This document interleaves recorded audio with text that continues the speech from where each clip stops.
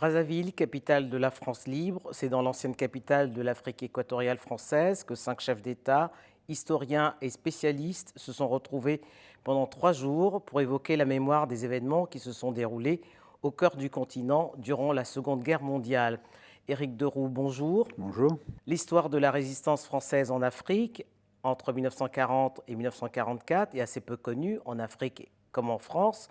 En quoi a-t-elle été capitale pour le général de Gaulle et les forces françaises libres? Elle a été capitale et décisive pour 3 raisons. La première, c'est que d'abord, elle apporte au général de Gaulle une légitimité, puisqu'en parlant depuis Brazzaville, il parle depuis la France.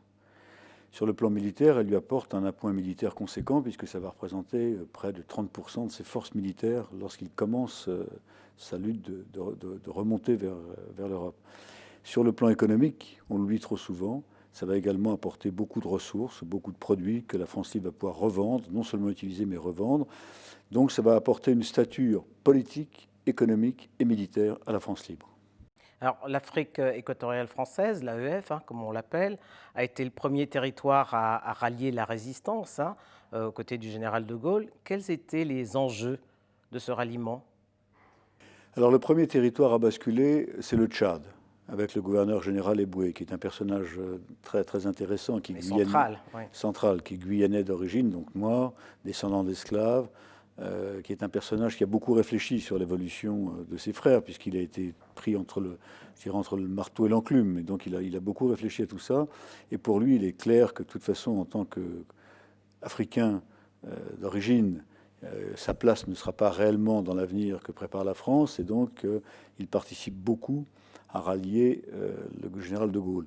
Il n'est pas le seul. Avec lui, il y a son adjoint qui s'appelle Laurenti. Il y a aussi beaucoup de militaires qui basculent parce qu'ils comprennent, peut-être parce qu'ils sont en Afrique, que les enjeux de la guerre seront mondiaux. Je crois que ça, c'est essentiel. La France libre était présente sur les ondes de la BBC à Londres, mais également à Brazzaville. Et quel a été le rôle spécifique joué par Brazzaville? Alors Brazzaville va jouer un rôle déterminant, d'abord parce que c'est la capitale de l'Afrique équatoriale française, donc c'est la seule capitale française, finalement, qui est aux mains des gaullistes et du général de Gaulle. Et Radio Brazzaville, il ne faut pas oublier qu'à l'époque, la télévision n'existe pas. La radio est un média essentiel. Et puissant. C'est un média que tout le monde écoute. Non seulement c'est un média qu'on écoute, mais c'est un média qui, à travers ses stations d'écoute, permet de capter des informations du monde. Je rappelle qu'il y a une censure absolument totale. Les Français, et encore moins les Africains, pendant toute cette période de 40 à 44, ne savent pas ce qui se passe dans le monde. Ils ne savent pas si les Allemands sont vainqueurs en Russie ou vaincus. Ils ne savent pas ce que font les Japonais, ils ne savent pas ce que font les Américains. Donc avoir une radio qui d'abord va être la voix de la France et qui par ailleurs va pouvoir transmettre des nouvelles de la guerre dans le monde, c'est évidemment déterminant. Les populations européennes qui vivaient en Afrique, par le biais justement de la radio, étaient au courant de ce qui se passait. Mais que savaient les populations africaines de ce qui se passait à la fois sur le continent et surtout en métropole? Alors, la question que vous posez est déterminante, parce qu'il est clair que quand on dit le Congo rallie ou le Tchad rallie, ce sont des pays colonisés qui rallient. Donc, quelle est exactement la perception qu'a, je dirais, l'indigène, puisque c'est le terme à l'époque, c'est-à-dire le sujet soumis au code de l'indigénat? Quelle est sa perception exacte de la guerre? Ça a été une dimension de ce colloque à Brazzaville, justement, de savoir quelles étaient les perceptions. On est assez peu informé, on sait simplement qu'on est dans une position de domination coloniale et que par conséquent les populations décident peu de leur sort, de même que les tirailleurs sénégalais, c'est ce qui va faire leur grandeur. Alors sénégalais, c'est un terme générique, en réalité qui recoupe absolument les Tchadiens, les Congolais, Les Congolais, Gabonais, parce qu'on sait qu'il y a beaucoup de Congolais qui ont contribué les à la Centrafricains, guerre. donc c'est un terme générique. Mais ces tirailleurs, je trouve que leur grandeur, c'est qu'ils suivent leur chef. Certains d'entre eux sont conscients des enjeux, je dirais les petits gradés ou les officiers subalternes, mais l'essentiel des tirailleurs suit leur chef, parce que je crois que si leurs chefs savent leur expliquer quels sont les enjeux de cette guerre, il y a eu des publications françaises qui disent par exemple Hitler, c'est pas bon, la France c'est bon, etc. Des choses assez simples qui expliquent aux tirailleurs quels sont les enjeux. Voilà. Mais je crois qu'effectivement les populations africaines ont une très très faible vision du déroulement de la guerre et des enjeux mondiaux.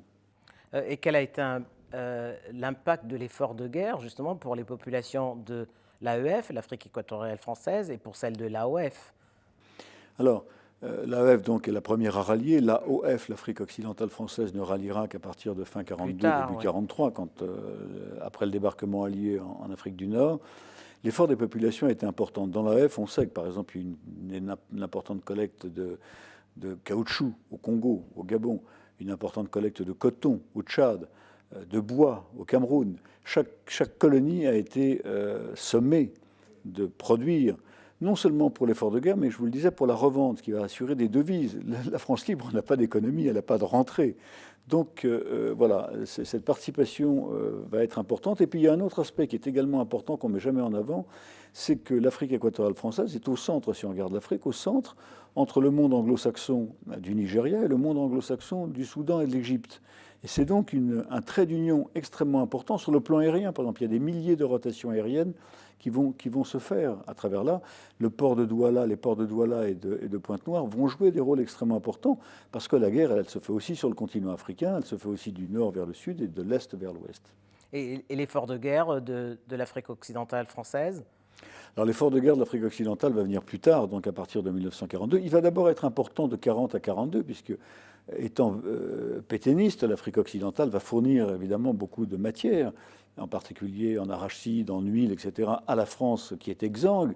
Et puis à partir de 42, l'Afrique occidentale va aussi produire tout ce qu'elle peut produire en termes de ressources agricoles, en termes d'un certain nombre de besoins, de minerais, dont a besoin la France à ce moment-là pour continuer en particulier, mais pas seulement pour l'approvisionner. Je le disais, c'est important pour être vendu sur le marché mondial, pour rapporter des devises à la France, oui, à la France combattante.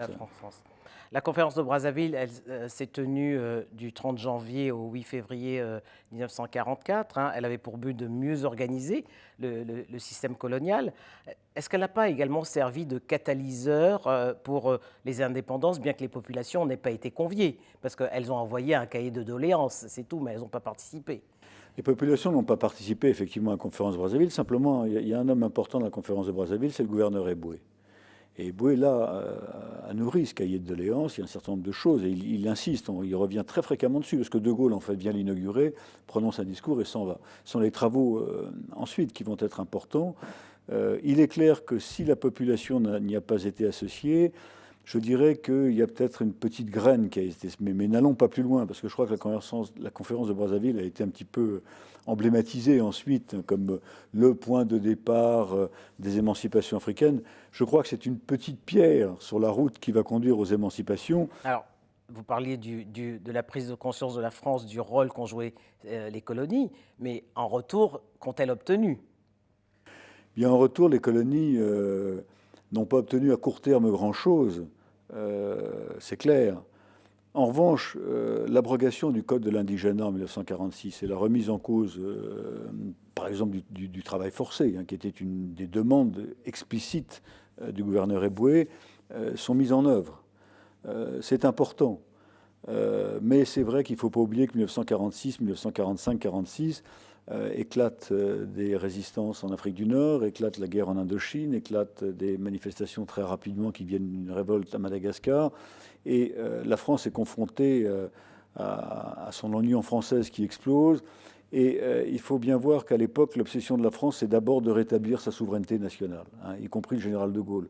On rétablit d'abord la France dans son espace géographique d'avant-guerre, et ensuite on va discuter. Et on voit bien que ce décalage entre cette obsession de la France, qui a été vaincue dans des conditions assez terribles en 1940, eh bien, prime sur l'écoute qu'on va donner aux populations qui viennent de combattre.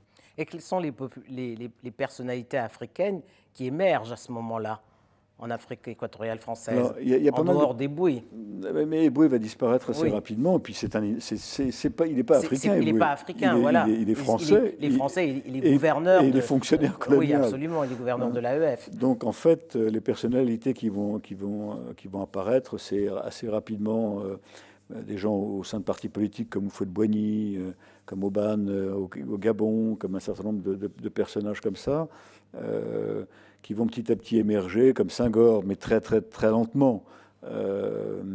Mais ce courant existe. Au Cameroun aussi. Au Cameroun, des aussi, personnages avec, extrêmement importants. oui. Et puis, il y a toute une génération qui va émerger. Et puis, il ne faut pas oublier non plus un phénomène sur lequel on n'a pas beaucoup parlé, qui sont les retours des tirailleurs. Les anciens combattants qui reviennent, ce n'est plus les mêmes. Hein. Souvent, certains sont partis depuis 1938, depuis 1939. Et donc, ils reviennent soit qu'ils aient été prisonniers des Allemands, soit qu'ils aient combattu au sein de l'armée de la France combattante, ne sont plus les mêmes. Ils ont vu autre chose, Ils ont vu autre chose. Des changements. Ils ont vu aussi le blanc subir la guerre, ils ont vu le blanc avoir peur comme eux, ils ont vu les blancs se battre entre eux. La notion d'égalité apparaît Ils aussi, ont vu le prestige du blanc s'effondrer, la notion d'égalité apparaît. Donc on n'en parle pas suffisamment, mais je crois que ces dizaines de milliers d'hommes qui reviennent dans les villages, souvent qui ne reviennent pas dans les villes, et qui sont des hommes modestes, ça va irriguer tout de même de façon extrêmement importante, de façon très lente sans doute, mais la pensée africaine. C'est pour ça que je parlais de catalyseur pour le mouvement des indépendances, parce que c'est là qu'il commence à naître. Absolument. Oui, ce besoin de liberté et d'égalité. Et je crois justement qu'on met toujours en avant des personnalités, mais qui sont déjà des personnalités politiques importantes. Toutefois, c'est déjà les gens qui ont les pieds à l'étrier, je veux dire, qui en plus sont déjà des personnalités importantes, de par leur métier, de par leur parcours. Mais je crois qu'on n'a pas assez mis en avant tous ceux qui se sont trouvés, et pas seulement les tirailleurs, on oublie les dockers sur les ports, on oublie tous ceux qui ont été au contact de l'effort de guerre. On voit bien qu'un docker célèbre, c'est Sam Ben Ousmane, avec toute l'histoire qu'il a racontée. Bien sûr, on voit bien que tous ces hommes, tout de même, la réalité de la guerre les fait évidemment totalement regarder le monde et les fait totalement évaluer. Et je crois que ça aussi, c'est très difficile aujourd'hui pour un historien, parce qu'il y a eu très peu de travaux faits, très peu de collectes de témoignages, mais je crois que c'est déterminant. Alors le colloque qui vient de s'achever à Brazzaville avait pour thème De Gaulle et Brazzaville, une mémoire partagée entre la France, le Congo et l'Afrique. Que reste-t-il aujourd'hui de cette mémoire sur les événements au Congo et en Afrique ? Alors, ce colloque a mis en avant d'abord un certain nombre de communications d'historiens, avec toujours, je dirais, ce partage un peu ambigu pour moi entre mémoire et histoire. Il est clair que l'histoire, c'est un travail scientifique, la mémoire, c'est un travail politique, et on l'a vu dans le cas de ce colloque, il y avait un partage des deux. Mais il y a eu des expositions en ville, il y a eu des monuments qui ont été restaurés, il y a eu de très très belles expositions de photos, de cartels avec des grandes affiches qui représentaient des photos d'époque sur les lieux emblématiques de la France libre au Congo. Beaucoup d'élèves ont été sensibilisés, des professeurs sont venus, il y a eu pas mal de communication dans la presse. Je crois que c'est un coup de départ. Il ne faut pas oublier que ce colloque rassemblait des historiens camerounais, gabonais, tchadiens, centrafricains, de toute l'AEF, qui s'étaient parfois jamais, qui n'avaient pas eu l'occasion de se croiser ni de confronter leurs travaux. Donc je crois que c'est un point de départ. Je crois que ici aussi, elle est très lente. Regardez la prise de conscience de la participation des Africains ou des Maghrébins à la guerre, elle a mis 30 ans. Si je prends ne serait-ce que l'histoire des tirailleurs africains, dans les premiers temps des indépendances, ils étaient un peu regardés avec suspicion. Ça avait été des collaborateurs des Français. Quand j'ai créé avec d'autres, avec d'anciens militaires, la commission pour la revalorisation des pensions des anciens combattants, nous avons envoyé un courrier à chacun des centaines de parlementaires et sénateurs français. Je ne sais pas combien ils sont, 800 ou 900, on a reçu 5 réponses.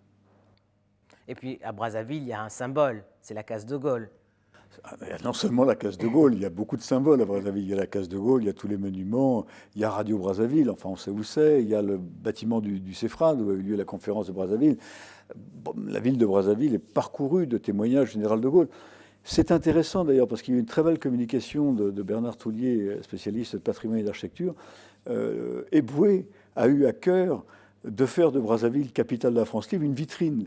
Et donc, il y a énormément de bâtiments qui se sont construits de 1940 à 1945 et puis ensuite. Donc, c'est intéressant parce que Brazzaville est à la fois au propre et au figuré la capitale symbolique de la France libre.